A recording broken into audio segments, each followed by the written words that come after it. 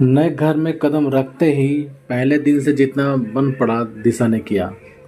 वो राजेश की न सिर्फ पत्नी बनकर इस घर में आई थी, बल्कि बाकी रिश्तों को भी सहेजने में भी जी जान से लगी हुई थी। वो अपनी भाभी से भी तो शर्त लगाकर आई थी कि वो दिखाएगी कि बहू के दायित्व कैसे निभाए जाते हैं। इसके जवाब में भाभी ने बस सदा खुश रहने का आशीर्वाद दिया था। दिशा के ससुराल के सभी लोग सभ्य और संस्कारी थे। उन्होंने भी दिशा को दिल से अपनाया था, मगर धीरे धीरे सबका टोका टाकी करना दिशा को थोड़ा अखरने लगा था। उसके पूरा दिन काम करने तथा सबको खुश करने की कोशिशों के बावजूद भी सराहना कम तथा सीख ज़्यादा मिलती। नए नए जोश में कुछ दिन तो वो सब करती रही, मगर अब वो थकने लगी थी।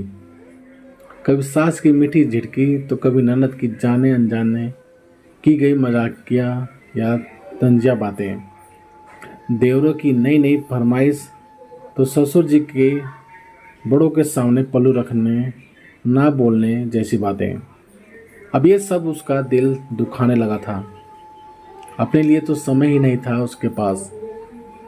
उसे लगने लगा था, क्या मेरा जन्म बस इसीलिए हुआ है, काम करने और बातें सुनने के लिए।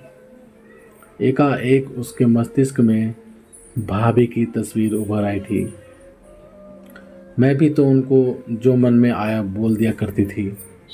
उनकी छोटी बड़ी गलतियों को पकड़ उन्हें सुनाती तो कभी माँ के पास जाकर शिकायत लगाती। एक बार भाभी ने समझाया भी था कि देखो, धीरे धीरे सब सीख जाऊंगी, इतनी जल्दबाजी मत करो। पहले मैं सिर्फ रश्मि थी, अपने माता पिता की छोटी सी रश्मि, भाई बहनों की प्यारी स्कूल पढ़ने वाली। अब अचानक से मैं तुम्हारे भाई के लिए पत्नी, सास के लिए बहू, ससुर जी की आज्ञाकारी बेटी, देवरों की दोस्त, जेठ की छोटी बहन और तुम्हारी भाभी बन गई हूँ।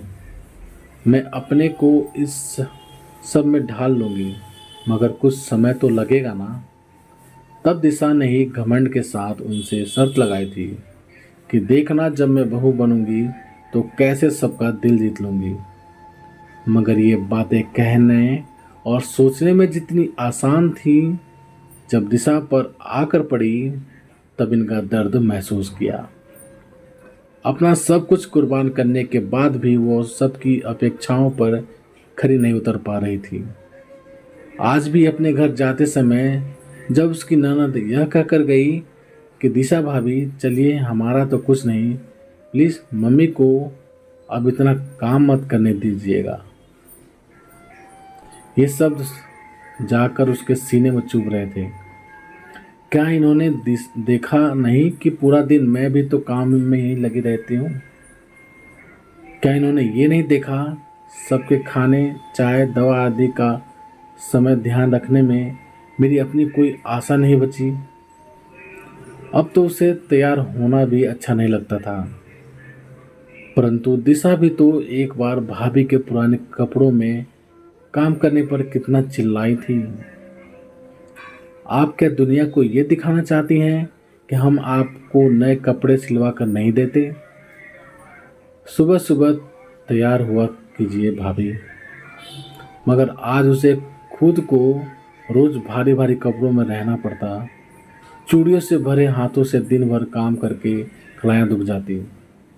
रोज मेकअप लगाने से चेहरे पर एलर्जी भी हो गई थी। इस बार जब वो घर पहुंची तो रश्मि के पैरों में गिरकर फूट फूट कर रोई।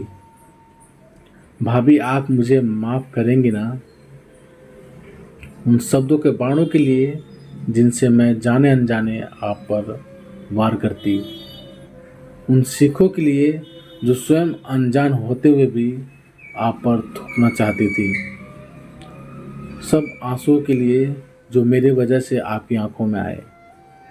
आप मुझे माफ करेंगे ना। रश्मि ने दिशा को गले से लगा लिया और बस इतना कहा कि तुम्हें पश्चाताप है, यही बड़ी बात है। अब मुझे तुमसे कोई गिला नहीं, क्योंकि सुबह का भूला अगर शाम को घर आ जाए तो उसे भूला नहीं करते।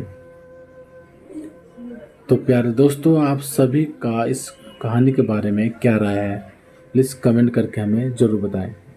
यदि ये कहानी आप सभी को पसंद आई हो तो लाइक करें, शेयर करें, और चैनल पर नए हो तो प्लीज़ चैनल को सब्सक्राइब भी ज़रूर करें। तो चलिए दोस्तों, मिलते हैं आप सभी से एक और नई कहानी के साथ। तब तक के लिए जय हिंद, वंदे मातरम।